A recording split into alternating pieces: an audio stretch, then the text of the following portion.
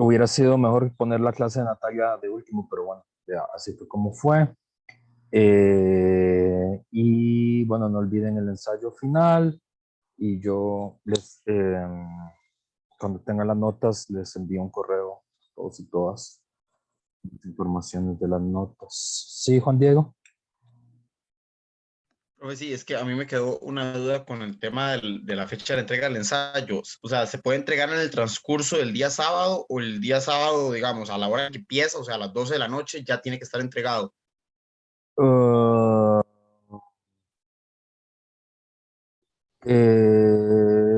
esa, sí, digamos, es a iniciar el sábado, ¿verdad? Es decir, O sea, tendrían digamos, el día. las últimas oportunidades, ya hablando de periodos de tiempo, serían el viernes en la noche. Viernes en la noche, sí. Déjame solo Ok, confirmarle para que ok. todos estemos claros por si acaso. Es, ya estoy entrando al entorno. Sábado 26 de febrero a las 00 horas. Sí, es decir, tienen hasta el viernes a las 11:30 de la noche, más o menos. ¿Verdad? Es decir, les queda medio día de ahora y un día más para terminar el ensayo. Eh, y bueno, entonces hoy, bueno, va a ser la última clase. Entonces yo tenía preparada la última lectura para que pueda ser que les sirva. eh, Todavía para afilar algunas cosas, que es esta lectura que se llama Lenin y la filosofía, eh, que continuaría, digamos, muchos de los temas que ya trabajó o que nos invitó a pensar Natalia en la lección anterior, que es la relación entre política y filosofía, tal como la entendía Althusser, ¿verdad? Este es un texto que es posterior a la Revolución Teórica de Marx y es posterior para leer El Capital, ahí está la reseña. Lo publicó, era en 1970. No estoy seguro si se ha vuelto a publicar, tengo la impresión de que no. Eh, pero es un texto que a mí me parece muy interesante por todo lo que dice. Pero que veremos ahora solo someramente. Yo creo que esto es importante, recordar como esta mi última clase, esta divisa, esta consigna, esta forma de entender el problema que ya nos había presentado Juan Pedro, ¿verdad? ¿Qué significa eso del materialismo? ¿Qué es materialismo? ¿Verdad? Eh, y el materialismo, ¿verdad? Es no contarse cuentos, pero es la forma en la que Juan Pedro explica en qué consiste una actitud materialista, que siempre me ha parecido una idea interesante. Otra idea y que creo que ahora tal vez para ustedes tiene más sentido después de que esta es la última clase, ¿verdad? Es decir, esta es la última clase, quería retomar dos ideas que vimos al principio de la clase, que tal vez ahora tienen más sentido después de las 16 clases, ¿verdad? Esto, primero, ¿qué es eso del materialismo? ¿Verdad? Y una versión corta es ser materialista, no contarse cuentos. Y la otra es qué es lo que quiere hacer Luis Althusser, ¿verdad? Que eso está en la primera entrevista que ustedes leyeron, ¿verdad? Que tal vez ahora tiene muchísimo más sentido, que es, Althusser siempre se concibió a sí mismo como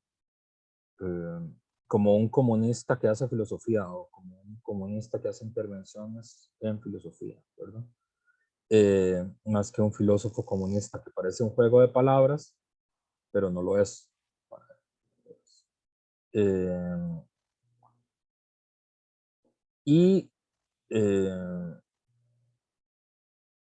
y ahí, ¿verdad? Hace la distinción entre esta cosa que se llama el instinto de clase y las posiciones de clase, el lugar de los intelectuales en la teoría, que me parecía importante retomarlo como cosa de cierre. Ahora, este texto, Lenin y la filosofía, que está en el espíritu de lo que Althusser ha pasado prometiendo todo este tiempo que hemos estado leyendo, lo de empezar a forjar una, digamos, el trabajo inconcluso de la filosofía marxista. Creo que ese es un texto donde intenta ir yendo hacia adelante en eso, ¿verdad?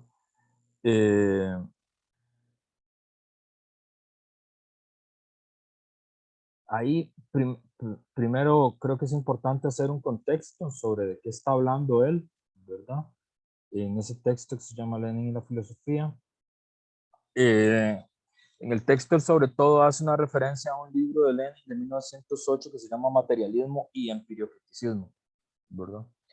Que es un libro como muy peculiar. No sé cómo se regresará a él ya en el siglo XXI, pero digamos, tiene una historia medio problemática porque, digamos, en el siglo XX, sobre todo la interpretación como más dogmática, más stalinista, veía en ese texto como una especie de metafísica, literalmente, como de dogmática. Uno lo puede ver en los distintos manuales soviéticos, ¿verdad? Es decir, era como una especie de libro que explicaba las últimas verdades filosóficas, ¿verdad? Y luego, digamos, después de lo que Elio Gallardo le llamó la orgía ideológica de los años 90, ¿verdad? O Natalia le dice la neoliberalización del campo intelectual, dice, se dejó de discutir materialismo y empiriocriticismo porque se dejó de hablar de Lenin, ¿verdad? Es como perro muerto, ¿no? Entonces eso me recuerda a un anuncio que es, el próximo semestre voy a dictar un seminario sobre el pensamiento de Gallardo, pues si lo quisieran llevar, que es el F4023. Entonces ahí sucedió un problema porque eso quedó en el vacío, ¿verdad? Es decir, en la interpretación como más stalinista, ese libro era como, jugaba el rol como de las sumas teológicas, digamos, para la filosofía católica. Y luego ya no se matizó más sobre ese texto y eh, en, en un libro que yo recomiendo mucho que se llama En Bruto, la reivindicación del materialismo de César Rendueles. César dice en ese libro que, y yo me eduqué un poco en ese clima de época, en las universidades y en casi todos lados, cuando se hablaba de materialismo, se hablaba como con el estribillo, hay que evitar el materialismo vulgar, ¿verdad? Y, y César en ese libro hace una broma de decir, bueno, que alguna vez él preguntó, bueno, pero entonces, ¿cuál es el materialismo que no es vulgar? ¿Verdad? Para saber cuál es. Y dice que él se dio cuenta que en realidad era un pleonasmo, es decir, que era, se decía materialismo vulgar para decir materialismo en general, ¿verdad? Entonces, o sea, que no existía en realidad un materialismo sofisticado y elegante y no vulgar, ¿verdad? Todos los materialismos eran vulgares. Y eso fue un periodo donde dominó mucho, y siguen siendo las fuerzas dominantes, me parece, en explicaciones en ciencias sociales, en filosofía, eh, las tradiciones hermenéuticas, eh, la influencia, digamos, de lo que se llamó el giro postmoderno, ¿verdad? Derrida, Lyotard, Bátimo, sin entrar a discutir si está bien la calificación de decirles postmodernos o no, ¿verdad? Pero digamos como es eh, un giro muchísimo más centrado en la lingüística, las capacidades comunicativas, la ideología, el arte, ¿verdad? Como más centrado en eso. Entonces, el análisis materialista un poco desapareció, ¿verdad? De todo lado. Y cuando aparecía muy tímidamente, tenía que aparecer de tal forma que no se pareciera nada al viejo dogmatismo stalinista, ¿verdad? Entonces un poco quedó como en el vacío. Y eso solo empezó a cambiar como a partir del año 2008, 2009, ¿verdad? Con la anterior crisis económica mundial, que hacía falta de una explicación de por qué el sistema mundo estaba empezando a implotar como estaba empezando a implotar. Pero a partir de ahí se empezó a notar que esa tradición, que se llama materialismo histórico, digamos una tradición que estaba asociada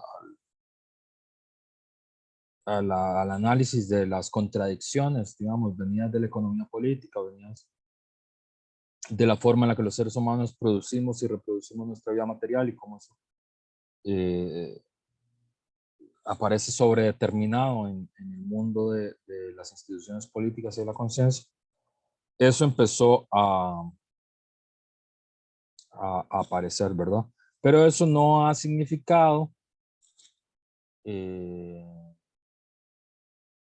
se haya ajustado cuentas con este texto, este materialismo inclusivo. Entonces, es un texto poco conocido, ya por sí Lenin es poco conocido, se lee poco, no se lee en las facultades de comunicación, no se lee en las facultades de teoría política, obviamente no se enseña filosofía, y no sé, en algún lado se enseñará. Supongo, tal vez en sociología, pero no estoy muy seguro, creo que no, un poco. Y es, la verdad, un desperdicio, porque es tal vez uno de los intelectuales más sagaces que tuvo el siglo XX. Y ese libro tiene una explicación que siempre hay como que intentar entenderla, que es ese libro, digamos, Lenin no estudió nunca filosofía profesionalmente, ha parecido, y de hecho no le gustaba mucho. Y es explícito en el libro que él dice que él es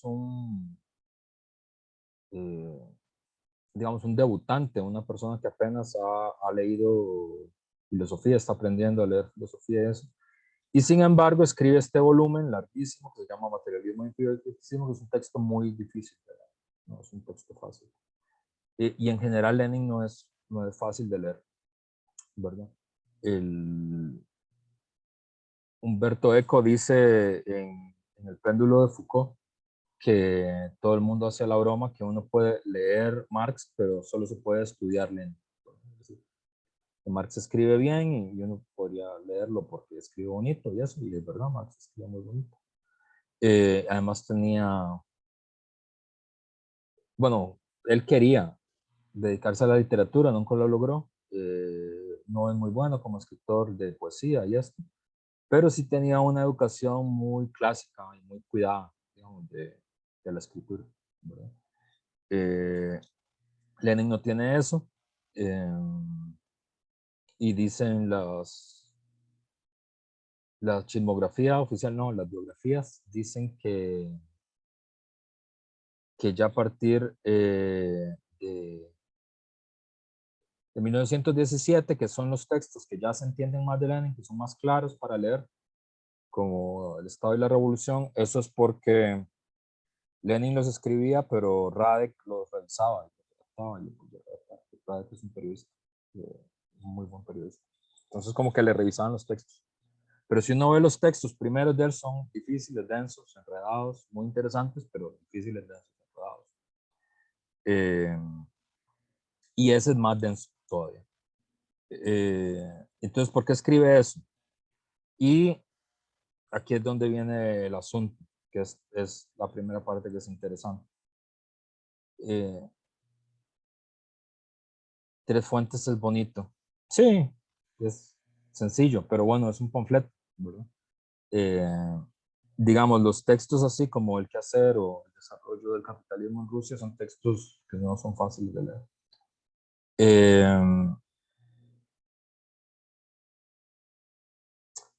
Entonces, este texto se escribe en un momento como muy preciso. Lenin en realidad escribe poco de filosofía, ¿verdad?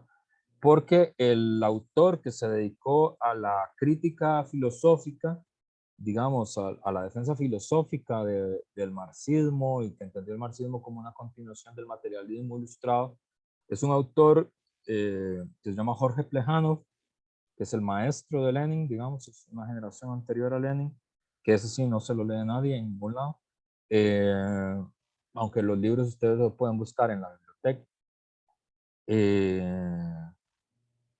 Y ahí él en varios trabajos, sobre todo en socialismo y en lucha política, en un libro muy interesante que se llama Concepción monista de la historia, también, eh, digamos, se dedica a la defensa del materialismo como tradición filosófica, ¿verdad? Eso porque las otras tradiciones políticas rusas eran subjetivistas, ¿verdad? Y eh, hay una tradición como espiritualista muy fuerte en el pensamiento ruso, ¿verdad? Que, que es poco probable que estén familiarizados porque en general los latinoamericanos no sabemos mucho de Rusia, ni, bueno, aunque muchos latinoamericanos estudiaron en Rusia, pero en general no estamos muy familiarizados, no se parecen mucho. Se parecen que somos periferias del capitalismo central, pero es otro tipo de religiosidad, otro tipo de historia. Eh, Rusia además siempre fue como, bueno, lo sigue siendo, de hecho, a nuestros días. Eh, Siempre ha tenido pretensiones imperiales, ¿verdad? Siempre ha querido ser un imperio. Eh, y bueno, es lo que está pasando hoy en Ucrania. Este, pero siempre tiene como, ¿cómo decirlo? Tiene como su propia versión de un destino manifiesto, aunque no es exactamente como el destino manifiesto gringo. Y además, si alguno de ustedes ha leído literatura rusa, como Dostoyevsky y así, eh, hay una cosa como mística ahí, como muy fuerte en, en el pensamiento ruso. Entonces hay una tradición espiritualista y subjetivista muy fuerte dentro del mundo cultural ruso. Y digamos, Plejánov es como el que hace esa crítica. Entonces Lenin casi no escribió filosofía y no le gustaba escribir filosofía. Eh, pero en 1908 se ve obligado a escribir este libro que se llama Materialismo y Empiricismo, ¿verdad? Que es al que hace referencia Althusser. Y ese libro ocurre en una coyuntura muy concreta. Y hay dos textos que a mí me gustan mucho que intentan como explicar por qué es que Lenin hace eso, porque yo no sé si ustedes ven el gesto, porque Lenin es sobre todo como un hombre que uno asocia a la práctica política, a la lucha política, ¿verdad? Eh, entonces uno entendería por qué se pone a escribir un libro de filosofía, ¿verdad? Es decir, nadie ve a Carlos Alvarado escribiendo un libro sobre defensa del hermenéutica, ¿verdad? Es decir, ¿para qué alguien que se dedica a la vida política va a hacer eso? Es medio raro, ¿no? Este, o no sé, la defensa, o que en medio del berenjenal que tienen los gringos, Biden diga, voy a escribir un libro sobre John Dewey, ¿verdad? En vez de atender lo que sea que Biden tiene que atender. Es decir, no parece como algo que, que un hombre, que una persona dedicada a la lucha política haga, ¿verdad? Eh, Aunque la mayoría de personas destacadas que eventualmente participan de la lucha política, pues obviamente tienen, qué sé yo, una cierta filosofía espontánea. Diría Althusser, y a veces hablan sobre eso, ¿verdad? Y, eh, en un cierto sentido, digamos, dice Fran de Waal, cualquier política es una, una reflexión sobre la naturaleza humana, ¿verdad? Pero no dicha, eso es verdad. Digamos, la acción política supone de entrada que uno tiene un rudimento, una forma espontánea de cómo entiende que la naturaleza humana y por lo tanto una filosofía espontánea de cómo los seres humanos son. Pero de eso a dedicarte a escribir un libro sobre filosofía, pues ya es muy raro.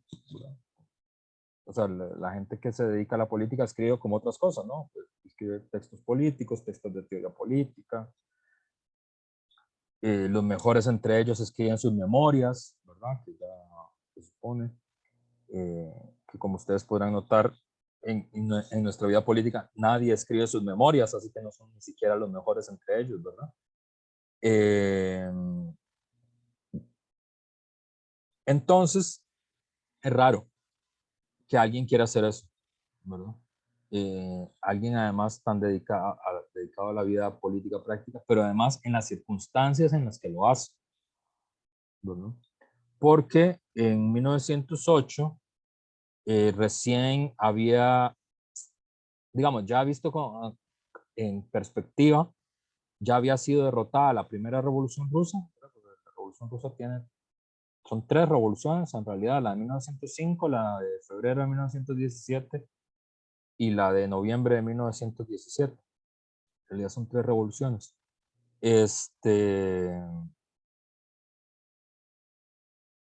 Y la revolución de 1905 se le considera en la historia como el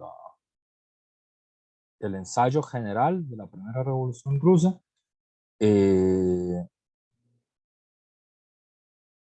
Y bueno, en 1908 Lenin no estaba tan claro que ya había sido derrotada, él tenía algunas dudas, pero ya era claro que era un declive. Ya visto a la distancia, estaba claro que ya la revolución había sido derrotada en su primer intento.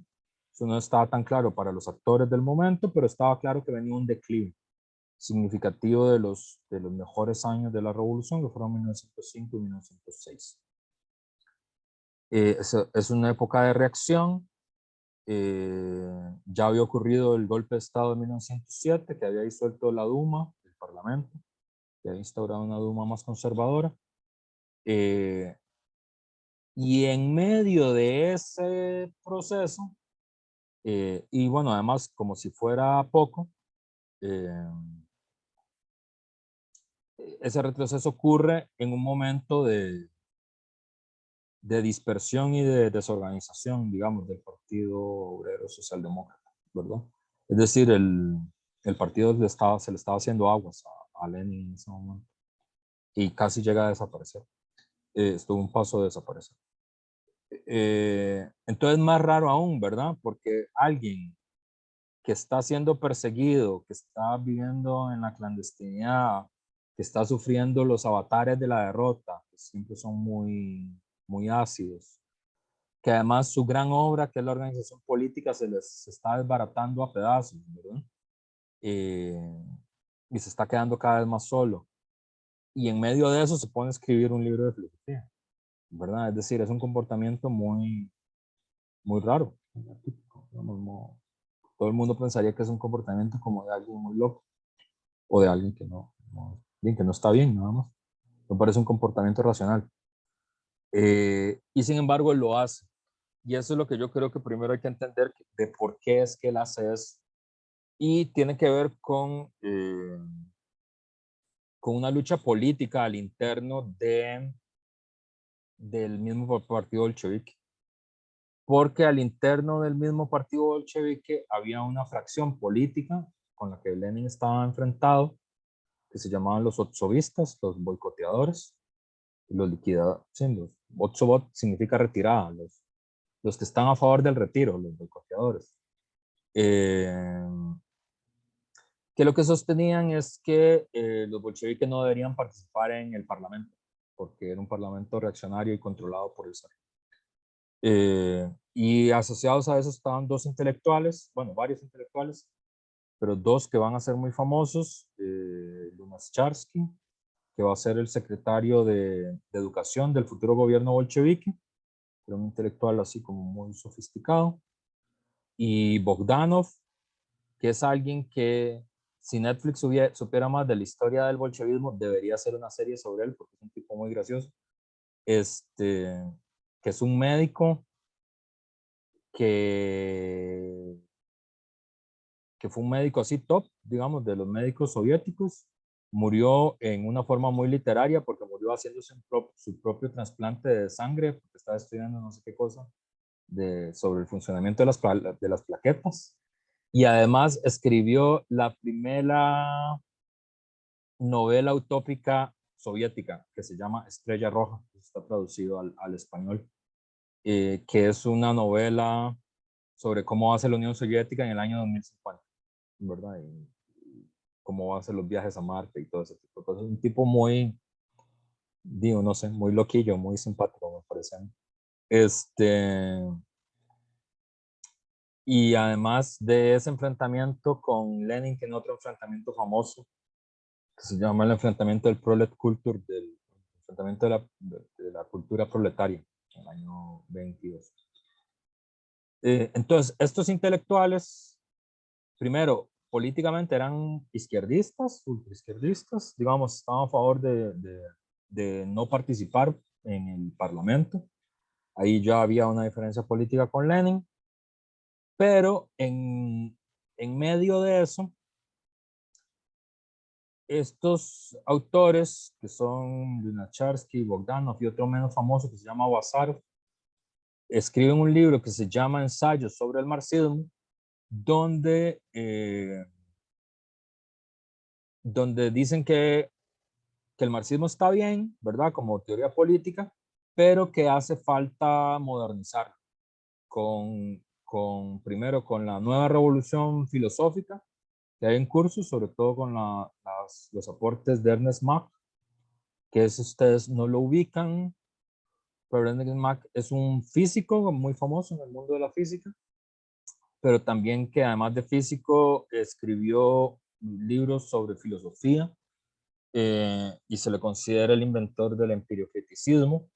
Si ustedes tienen una enciclopedia de filosofía cerca de ustedes, pueden buscar a Ernest Mach, pueden buscar el empiriocriticismo, es una tradición filosófica que está inmediatamente posterior a Frege, por ejemplo, a ese tipo de tradición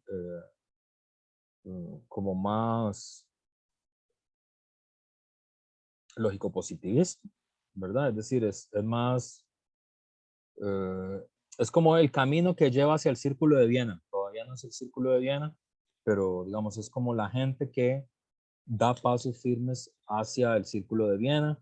Ernest Mach tuvo un papel importante, digamos, en la constitución de las problemáticas, digamos, que maneja el Círculo de Viena, ¿verdad? Que eso yo no estoy seguro si eso se sigue leyendo en la escuela o no. Supongo que sí, porque hay muchos colegas que son analíticos, pero no sé si leen a estos autores, ¿no? Ayer, Carnap, Russell, Peano, toda esta gente, ¿verdad? Como que Mac está en ese patín, ¿verdad? Eh, y entonces, estos autores, Lunacharsky, Bazarov, Bogdanov, dicen que el marxismo hay que ponerlo al día con el empiriocriticismo, digamos, con las novedades, digamos, filosóficas que trae Ernest Mach. Y también,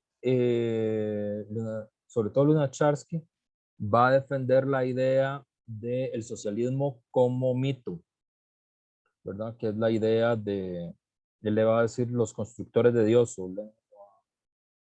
eh, va a usar ese nombre como de manera despectiva, ¿verdad? Hacia Lunacharsky. Que eso es curioso porque hay otro autor latinoamericano muy estimado y yo nunca he visto, si creo que nadie ha intentado comparar esos dos esfuerzos, me parece que no existe un texto sobre eso, o que yo sepa. Eh, Mariátegui tiene la idea, digamos, de que el socialismo puede ser entendido como un mito, pero él más influenciado por George Sorel, digamos, por la tradición de la filosofía hegeliana, idealista italiana de inicios del siglo XX, ¿verdad? Entonces, en medio de eso, a Lenin no le queda más que escribir sobre filosofía, porque el debate estaba yendo hacia ese terreno, ¿verdad?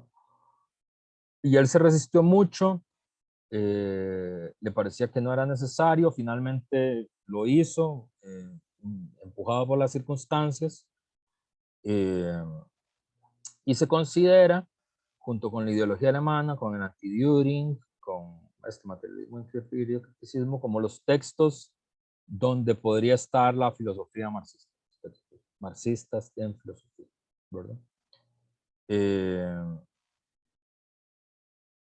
Entonces, es en esa circunstancia donde Lenin escribe ese texto, por las razones que lo escribe,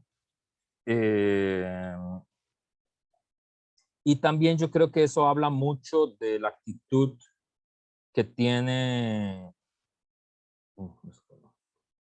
que tiene Lenin hacia la filosofía, y de ahí, digamos, Althusser toma muchos de sus materiales, ¿verdad? Muchas de sus ideas. Porque una cosa muy interesante es que la animadversión que tiene Lenin a discutir sobre filosofía, de hecho, allá es una combinación que es muy curiosa, como muy sutil, porque, porque Lunácharsky y Bogdanov son bolcheviques, es decir, están en la misma organización política que Lenin. Pero él hace un bloque y le propone a Plejánov hacer un bloque filosófico para defender el materialismo como filosofía, aunque Plejánov es menchevique, está en otra corriente política que no es la de Lenin. Y lo que él dice es que no se puede mezclar las dos cosas. Es decir, que de un posicionamiento filosófico no se deberían seguir conclusiones políticas y viceversa. Pero a él le parecía importante defender el materialismo filosófico como tal, ¿verdad? Que es un gesto medio raro, la verdad. Y Althusser lo que va a decir, y este libro que escribe él ya para ir con Althusser, es que él considera que la filosofía francesa no le ha puesto atención a ese hecho, y que la filosofía en general no le ha puesto atención a ese hecho, y que no le haya puesto atención a ese hecho es un síntoma de la filosofía. Y que por eso es que ese libro es tan mal entendido para quienes estudian profesionalmente filosofía, o tan motivo de burlas para quien estudia filosofía, ¿verdad? Y él dice, no, aquí hay un punto que nadie está poniendo la atención, y que es un punto importante de la relación de Lenin con la filosofía, ¿verdad? Y lo primero que él va a decir es que en general este debate ocurre cuando se proclama la crisis de las ciencias, ¿verdad? Es decir, siempre que hay una crisis de las ciencias, hay alguien, sobre todo de filosofía, que a partir de la crisis de algún paradigma especial de una ciencia, proclama el agotamiento de esta ciencia, pero para él no tiene que ver una cosa con la otra, ¿verdad?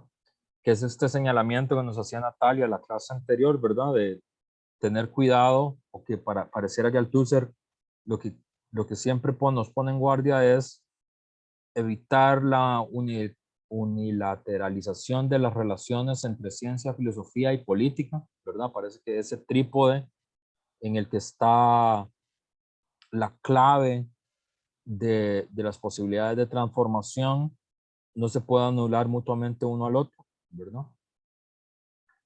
Entonces la clave está en ver cómo se relacionan entre sí.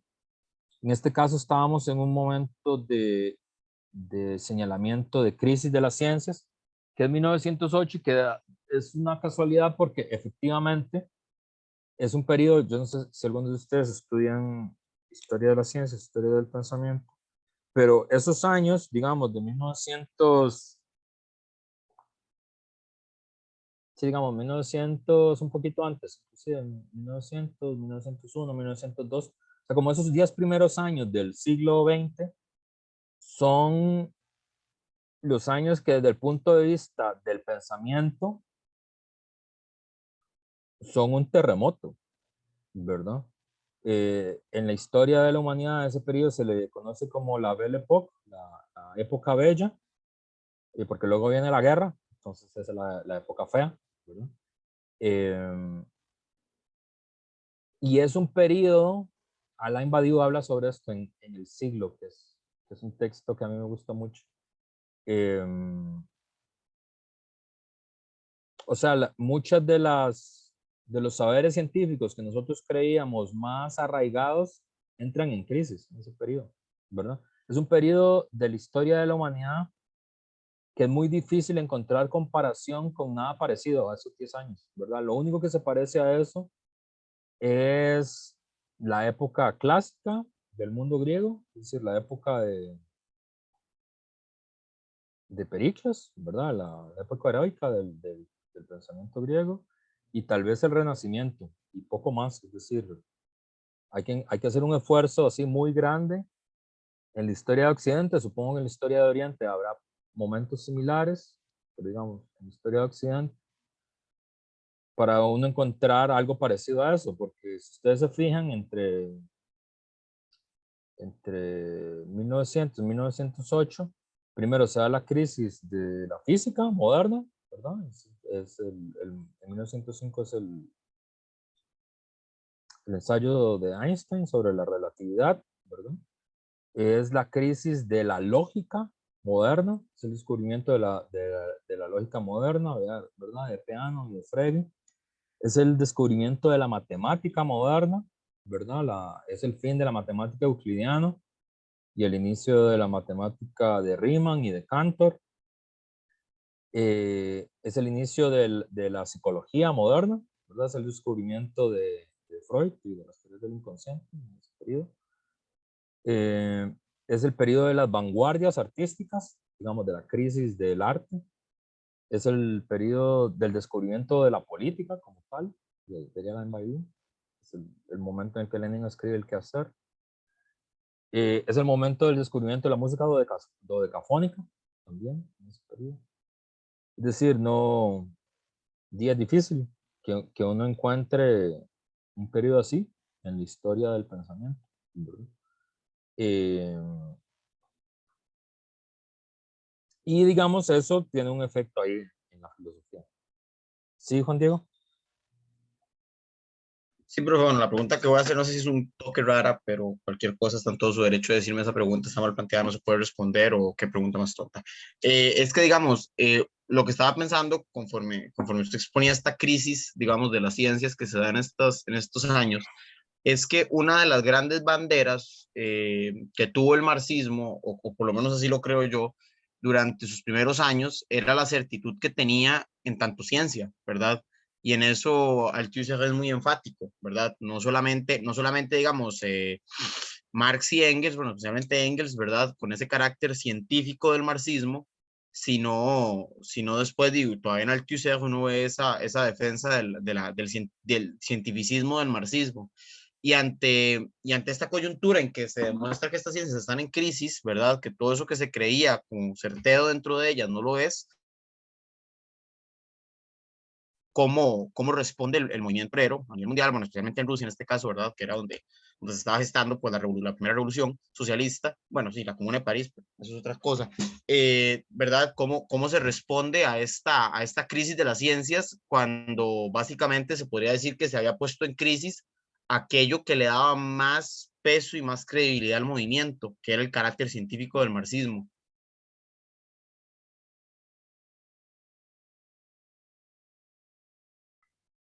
Sí, es que, bueno, de eso es que trata materialismo y empiriocriticismo. ¿Por qué? Porque para Lenin no hay crisis de las ciencias, hay crisis de los científicos, pero no de las ciencias. O sea, lo que hay es una crisis de los científicos los descubrimientos científicos que hacen ponen en crisis su filosofía. Y eso es lo que hay, ¿verdad? No la ciencia, la ciencia no entra en crisis, ¿verdad? ¿Por qué? Porque y creo que en eso por lo menos me parece sensato. Es decir, la matemática no dejó de ser matemática porque apareciera Riemann. Y la física dejó de ser física porque apareciera Einstein, ¿verdad? Es decir, dentro de la ciencia, ese cambio de paradigma no cambió su carácter de ciencia, ¿verdad? Lo que sí cambió, digamos, lo que sí entró en crisis eran las filosofías espontáneas de los científicos, ¿verdad?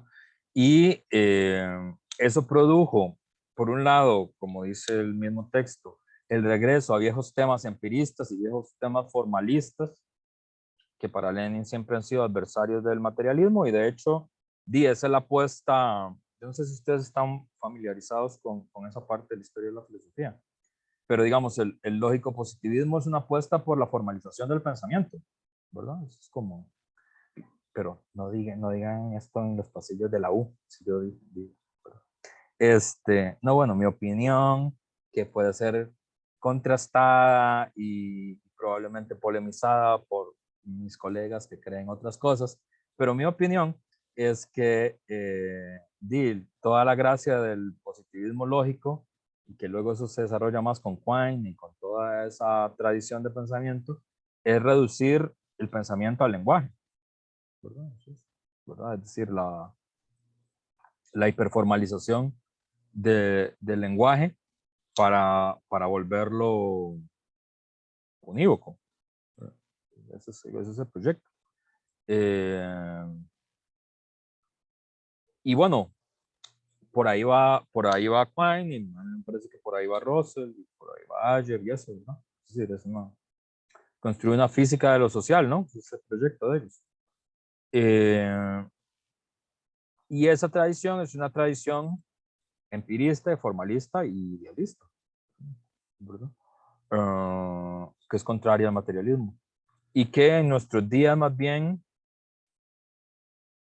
es muy dominante por la fuerza que tiene la economía como disciplina del saber, ¿verdad? Que es muy, eso es un formalismo matemático para describir el mundo, ¿verdad? Y eso es muy contrario al materialismo, y es una forma de idealismo, ¿verdad? Entonces, para Lenin no es la crisis de las ciencias siguen siendo válidas, es decir, el materialismo sigue siendo válido como corriente filosófica que se ancla en la ciencia, en el trabajo, en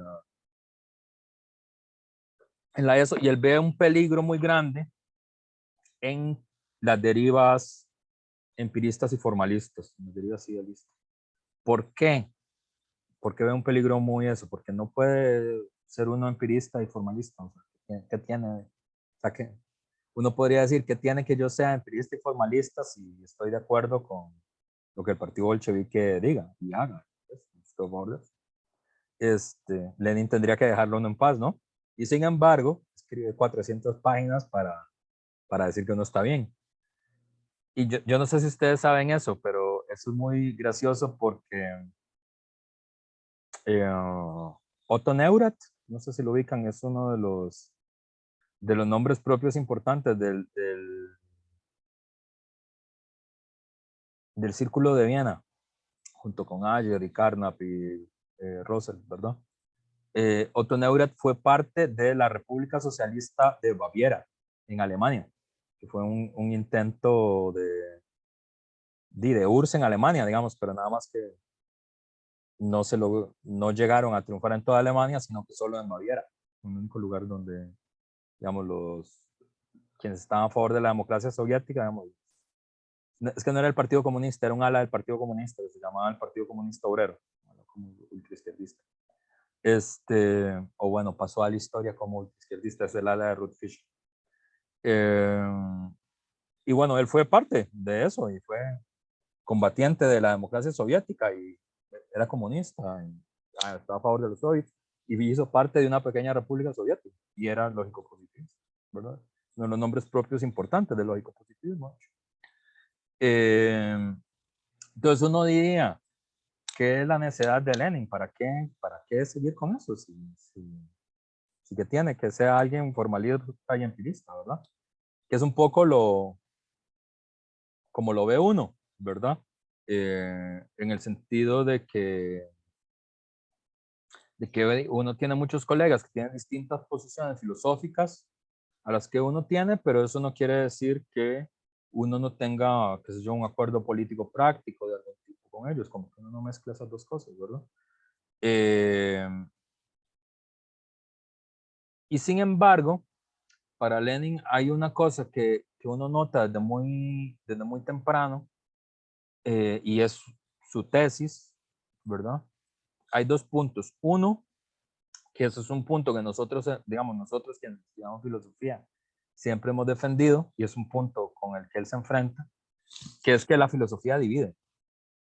Ese es el problema. O sea, las posiciones filosóficas dividen, ¿verdad? En cambio, la política une. Y por eso es que está en contra de mezclar una cosa con la otra, porque la política une y unifica, y, digamos, unifica el movimiento obrero en este caso, pero la filosofía divide, y la filosofía está hecha para dividir, y ese es el fuerte de la filosofía, que divide, ¿verdad? Y ustedes recordarán, clase primera de introducción a la filosofía, cuando llegaron ahí a la clase con Ana Lucía Fonseca o con Alexander Jiménez o con no sé, Camilo Rotana, no sé quién les dio la primera clase de filosofía, ¿verdad? Ahí con su mochila llena de sueños y esperanzas.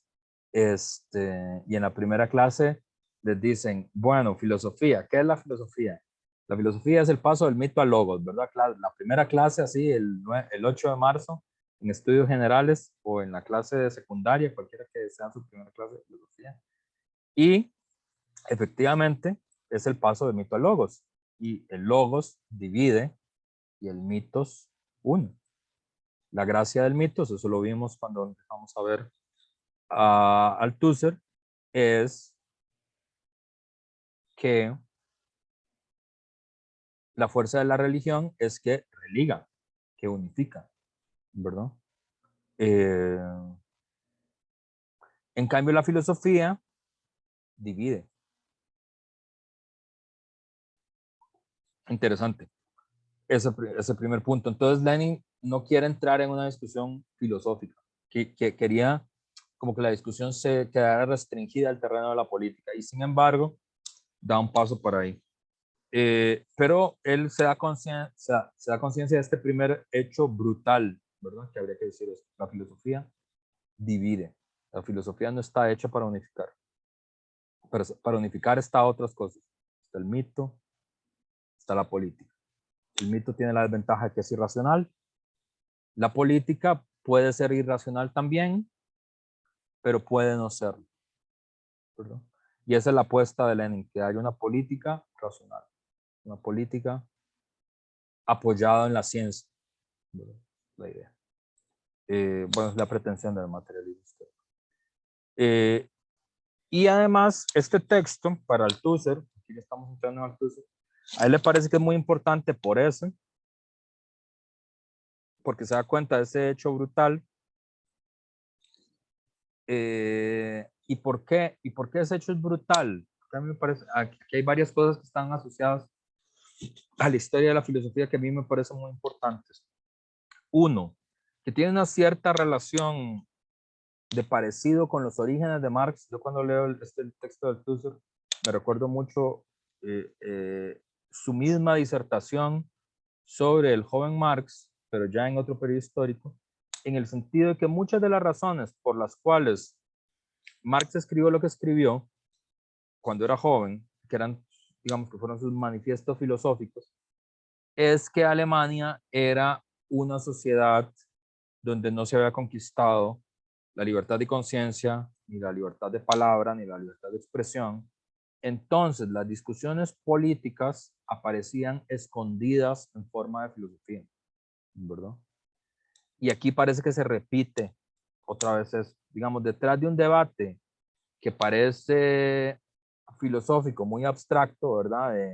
Si la epistemología de Marx se parece más a la epistemología de Mach o a la epistemología de Avenarius, eso es lo que te trata materialismo y empiriocriticismo, lo que hay es un debate político, escondido, reprimido en forma de debate filosófico. Eso primero.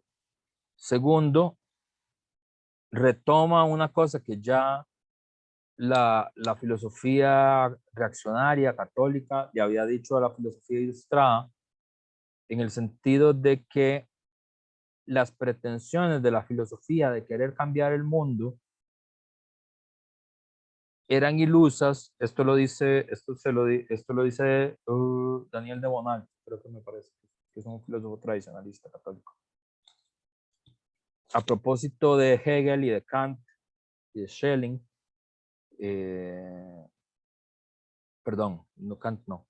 A propósito de Hegel, de Hölderlin y de Schelling, que eran como los filósofos alemanes que están más apuntados a la Revolución Francesa y apoyar a la Revolución Francesa, y Luis de Bonald, ¿es Luis de Bonald o es Joseph de Maistre? Ahora tengo la duda, creo que es Joseph de Maistre, no es Luis de Bonald, es Joseph de Maistre el que dice eso. Que es un tradicionalista católico. Dice, el mundo lo han cambiado siempre los descalzos, no los sabios. Dice Joseph de Maistre. Es una cosa brutal lo que le está diciendo a Hegel, a Hölderlin y a Schelling. ¿Qué quiere decir? Lo que cambia el mundo son los profetas descalzos, no los filósofos. Eso es lo que ha cambiado el mundo, ¿verdad? Entonces las pretensiones de una filosofía racional que va a cambiar el mundo, la pretensión de la ilustración, es una pretensión, pero es el mitos lo que es superior al logro. Y eso ha sido así y así va a ser. Eso es lo que le dice Joseph de Maistre a Hegel, a Hölderlin. Lo estoy traduciendo al clase de hoy para que es un poquito más sofisticado lo que dice Joseph de Maistre y un poquito más sofisticado lo que dice Hegel y Hölderlin. Pero ahí hay un punto que tiene que ver con la transformación por la vía de la filosofía, que es la pretensión que tenían también los jóvenes hegelianos. Y aquí hay un hecho brutal que es, bueno, pero ¿cómo podría la filosofía cambiar el mundo si el principio como tal de la filosofía es dividir? ¿Verdad? Eso está en su origen, es que así surgió y es que así opera, ¿verdad? Y si uno quiere hacer filosofía, tiene que dividir, ¿verdad? Esa es la gracia del pensamiento como tal, ¿verdad? Y de la actitud racional para pensar. Entonces, primero es un hecho brutal, ahí dice. Y luego, y aquí sí ya es más Althusser, para Althusser, Lenin construye un discurso sobre la filosofía, ¿verdad? No es un discurso filosófico, sino que es un discurso sobre la filosofía, ¿verdad? Y lo que va a intentar hacer Lenin es construir, en ese libro dice, los elementos rudimentarios para la idea de una teoría de la filosofía. Aquí nuevamente es una intervención empujada por las circunstancias, igual que el anti-Düring, ¿verdad? De Engels, empujado por las circunstancias, empujado a un terreno que no quieren ir, pero que ahí están los elementos rudimentarios para la idea de una teoría de la filosofía. Y la hipótesis de Althusser es que ese texto es tan mal recibido porque no es un discurso filosófico ni es un libro sobre filosofía, sino que es el rudimento, los primeros pasos para construir una teoría de la filosofía, ¿verdad? Una teoría de qué es la filosofía como lugar en los modos de producción, ¿verdad? No un discurso autocontenido, que es como nosotros hemos estudiado siempre filosofía.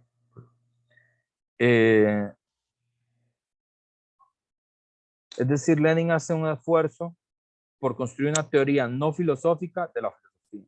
Y eso es lo que es insoportable, ¿verdad? Para los profesores de filosofía, para la filosofía francesa. Dice Althusser, ahí se saca el clavo con Sartre a propósito de una cosa que varias veces ha preguntado Juan Diego. Ahí hay una relación de enfrentamiento a mano poder que eso no pega, ¿verdad? Ahí hay un encono que no se recupera nunca. Y es interesante, la verdad, porque Sartre era como el filósofo de ese periodo, ¿no?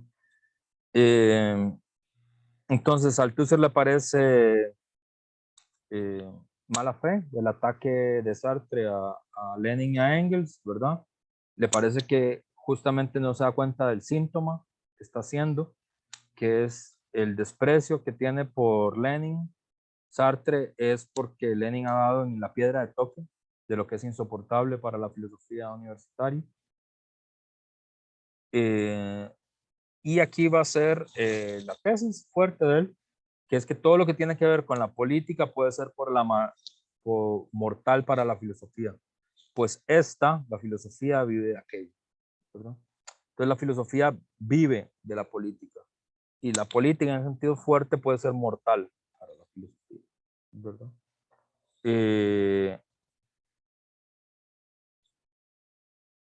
Y él va a tener otro punto que es una descripción de Lenin, que eso sí es muy fuerte en Lenin, discutible, pero por lo menos esa es la tesis fuerte que él defiende siempre, el materialismo y el empiricismo, es que a Lenin le molesta tanto el empirismo y el formalismo,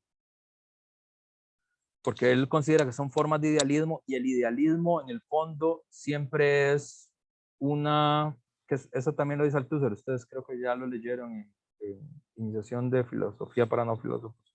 El idealismo siempre en última instancia es una forma sofisticada de religiosidad, ¿verdad? Entonces, eso es lo que le molesta a Lenin, ¿verdad? Que el idealismo en el fondo es siempre una forma sofisticada de religiosidad. Y uno obviamente se tendría que preguntar, bueno, sí, ¿qué? Inclusive si fuera verdad, digamos que fuera verdad, regalemos eso, Lenin, ¿tiene? ¿Verdad? ¿Qué tiene? Y aquí es donde Lenin ve el problema político, que eso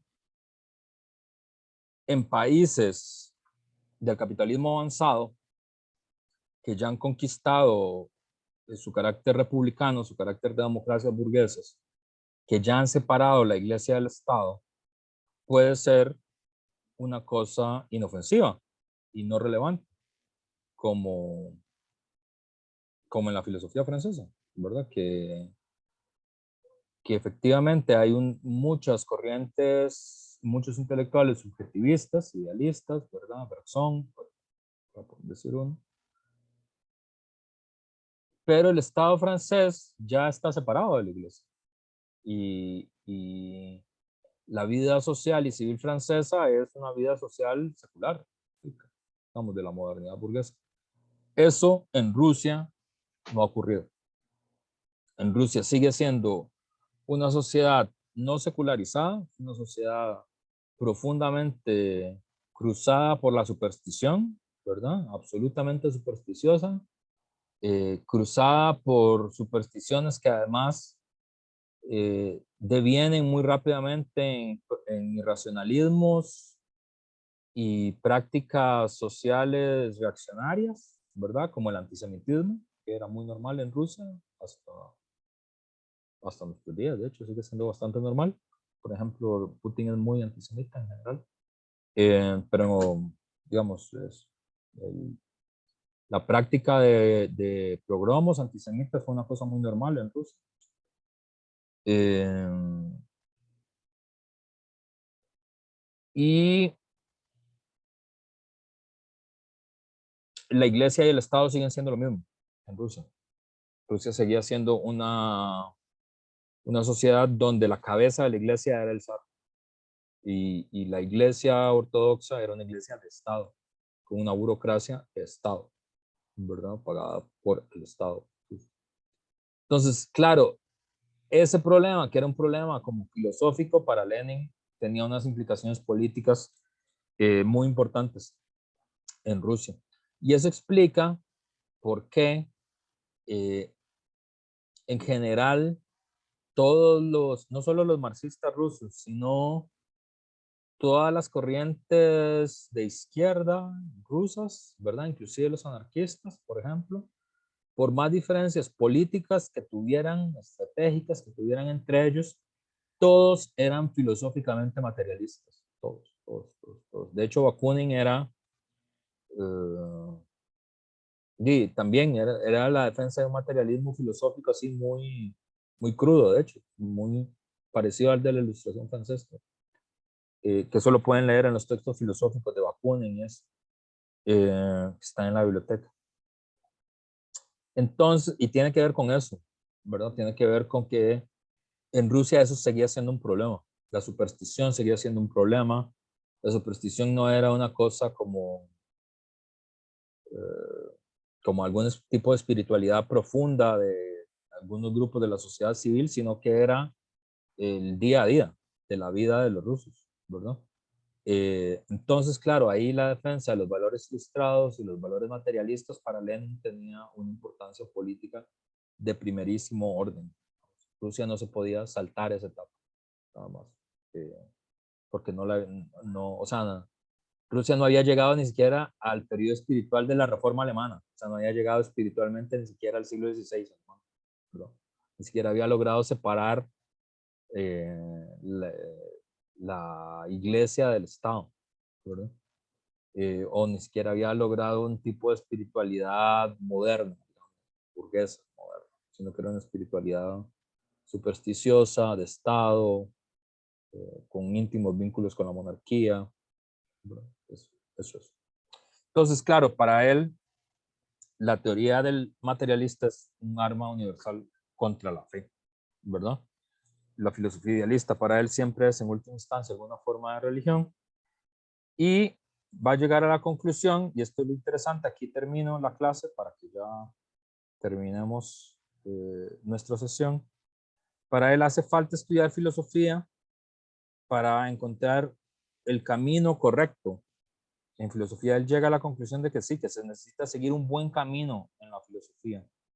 Pero para encontrar un buen camino en la filosofía, no le queda más a uno que estudiar filosofía, y estudiar filosofía es siempre el más incierto de los caminos.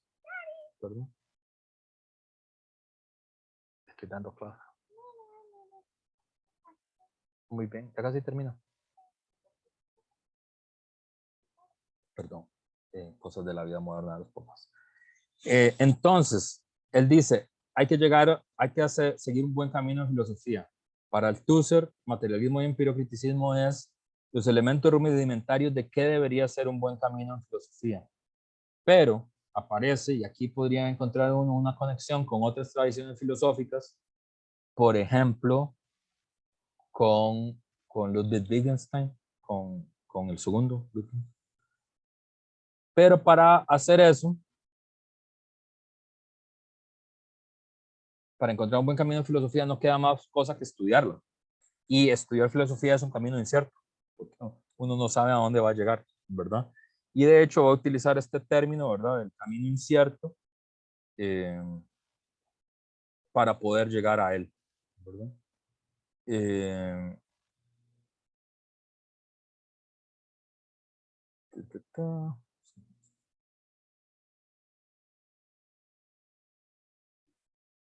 y para él, bueno, esta es una cosa que también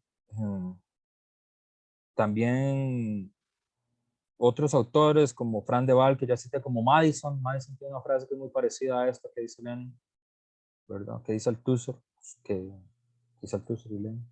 La filosofía debe reconocer que es solo una política investida de cierta forma, ¿verdad? Una política continuada de cierta manera. Y eso es muy interesante por los efectos, ¿verdad? Que tiene. Pero el primer efecto es que toda política tiene, toda actitud política tiene una cierta forma en la que uno entiende la humanidad, ¿verdad? Y toda política tiene una cierta comprensión de la antropología filosófica que nunca es explícita, nunca está dicha, ¿verdad? Pero sí está allí, ¿verdad? Y luego, la paradoja esta de que es necesario, si uno quiere tener una teoría del conocimiento, una teoría eh, de en qué consiste la filosofía, y llega a la conclusión de que es necesario poder tener un buen camino en filosofía. El problema es que la única forma de tener ese buen camino de filosofía es estudiándola. Y estudiar filosofía es ir por el camino más incierto siempre, ¿verdad? Tiene esta, no sé, paradoja, no sé, no es una paradoja, digamos, tiene esta tensión, ¿verdad? Que es un poco inevitable. Y bueno, yo quedo hasta aquí. Ah, bueno, Giancarlo, ¿qué vas a decir algo? Sí, profe, tenía una pregunta a propósito de esto último que decía. Ujú. Eh, ¿Por qué motivo ir estudiar filosofía es el más incierto de los caminos? Es decir, ¿por qué es más incierto? ¿Por qué resulta más incierto que otros caminos incluso? Bueno, él tiene varias explicaciones ahí. Uno, porque divide, ese es el primero. Digamos, la filosofía es un camino solitario, primero, ¿verdad? Que ya es una cosa que habíamos visto en la historia de la filosofía. A diferencia de la experiencia religiosa y de la experiencia política, y también de la experiencia científica, que son trabajos que necesitan la colaboración, la filosofía es un trabajo solitario, ¿verdad? Es un trabajo que divide, es un trabajo que es incierto porque tiene esta crítica que Lenin le hace a la filosofía idealista, que puede ser autojustificación, ¿verdad? Puede ser metafísica, ¿verdad? Que es esto que creo que Natalia había señalado, que es la filosofía sin la ciencia es metafísica, ¿verdad? Y sin la política es justificación del mundo, ¿verdad? Justificación del mundo tal cual es. Y además, la filosofía normalmente no se da cuenta de lo que está haciendo ella misma, ¿verdad? Esta es la otra cosa. Digamos, la filosofía es un discurso que no puede dar cuenta de su producción, que es lo que a Lenin le parece superior del materialismo histórico, digamos, del continente de historia que Marx descubrió, que es Marx descubrió un continente donde uno puede dar cuenta de las razones de su pensamiento, ¿verdad? En cambio, la filosofía no puede hacer eso, por eso es incierto. No obstante, en ese camino, ¿cómo es que Lenin, cómo es la expresión que usa? Es que tiene una expresión como muy así, muy agresiva, porque él es como muy agresivo siempre con la gente que estudia filosofía. Eh, las joyas del pensamiento que son rumiadas, creo que es la expresión que usa, ¿verdad? Eh, entonces, es un camino que tiene joyas del pensamiento, pero se usan para rumiar, ¿verdad? Eso es como, hay una expresión como sentido popular que a mí me recuerda mucho, y es esto de ¿para qué quieren los chanchos perlas? Creo que es la expresión, ¿verdad? Eh, y Lenin usa una expresión similar a esa, en el sentido de que ha sido en la filosofía donde los seres humanos han depositado las joyas del pensamiento y de los elementos que le permitirían tener una teoría no filosófica de la filosofía, pero esa teoría está metida en la filosofía. Digamos, hay que ir a meterse ahí, a buscarlas, a encontrarlas, ¿verdad? Porque ahí es donde está Epicuro, ahí está donde está Demócrito, ahí está donde está Maquiavelo, ahí está donde está Spinoza, están ahí, no están en otro lado, ¿verdad? Y entonces hay que ir a buscarlas, pero uno no sabe a dónde va a ir a parar cuando uno empieza ese camino, cuando uno empieza ese camino de estudiar Demócrito, Epicuro, Aristóteles, Platón, que bueno, los que estudian filo, y si no los invito a que lleven más cursos para que sientan esa experiencia, es la experiencia que uno tiene estudiando filosofía, que uno va estudiando y no sabe dónde va a ir a parar eso, o sea, dónde se va a ir a detener ese camino, ¿verdad? Y puede llevar a cualquier parte, porque más o menos todos quienes estudian filosofía empiezan por ese camino, ¿no? Demócrito, Epicuro, Platón, Aristóteles, y luego eso termina no se sabe dónde, ¿verdad? Puede terminar en cualquier lado, puede terminar en el Smack, que es lo que Lenin quiere decir, ¿verdad? que no es nada contra una SMAC en particular, quiere decir, puede terminar en alguna forma de metafísica o en alguna forma de mistificación, ¿verdad? Entonces, por eso es que a él le parece que es el más incierto de los caminos, porque no, es un camino que no, voy a usar una frase de Gallardo, que no es la que usa el Tusser, pero yo creo que yo empecé a entender ese tipo de problemas cuando leía más a Gallardo, cuando leí más a Gallardo. Hay un concepto que usa Gallardo, que es el del lugar, el concepto de lugar epistémico, que a mí me parece útil, que lo que sirve es para decir que uno siempre tiene que enunciar el lugar desde el cual uno está pensando las cosas y desde el cual está expresando sus discursos, sus opiniones. Gallardo le dice eso, lugar epistémico.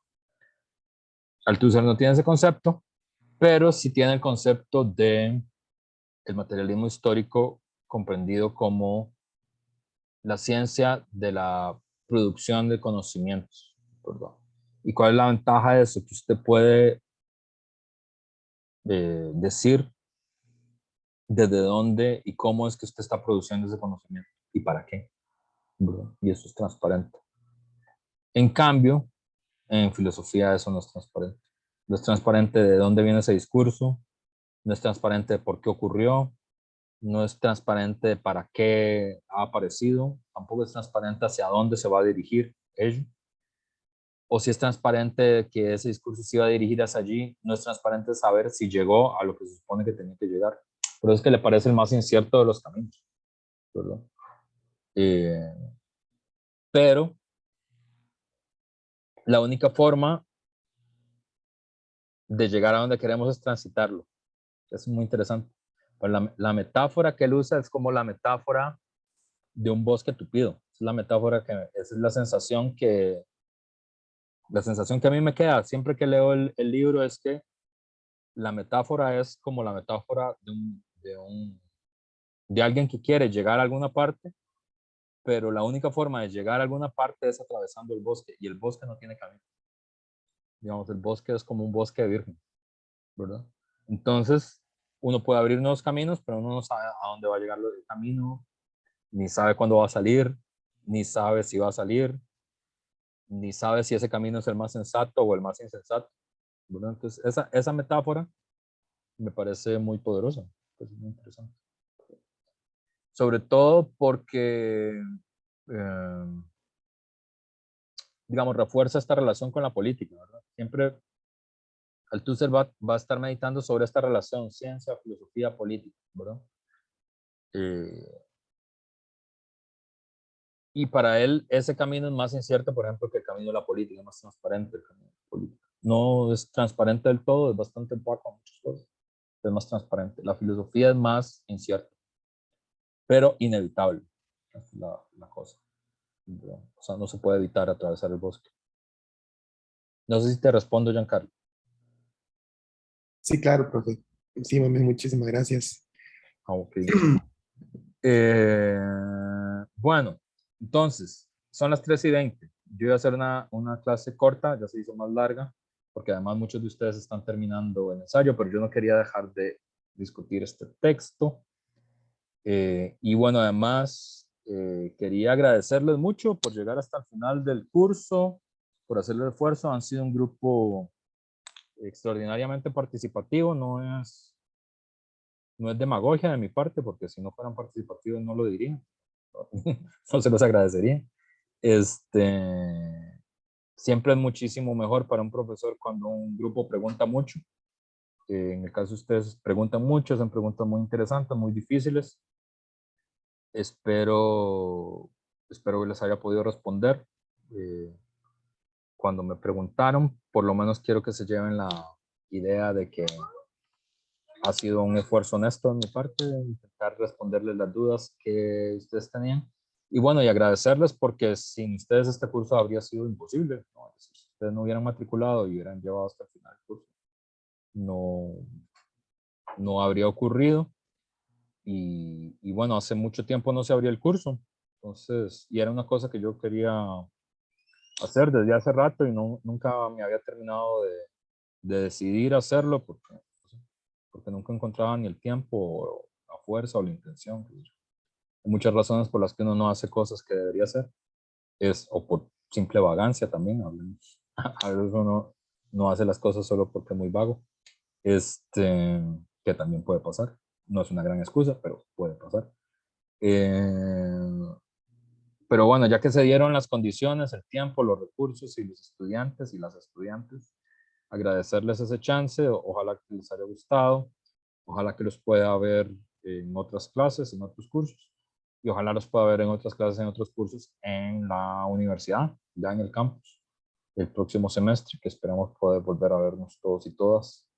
No sé si abrazarnos, creo que no, porque creo que todavía no habría que ser tan arriesgados. Bueno, ustedes si quieren se abrazan con quien quieran, yo no. Pero voy a estar muy contento de poder verles y saludarles en el campus. Y ya, nada, ahí. Nos vemos, no sé, en el próximo curso. Y voy a dejar de grabar ahora.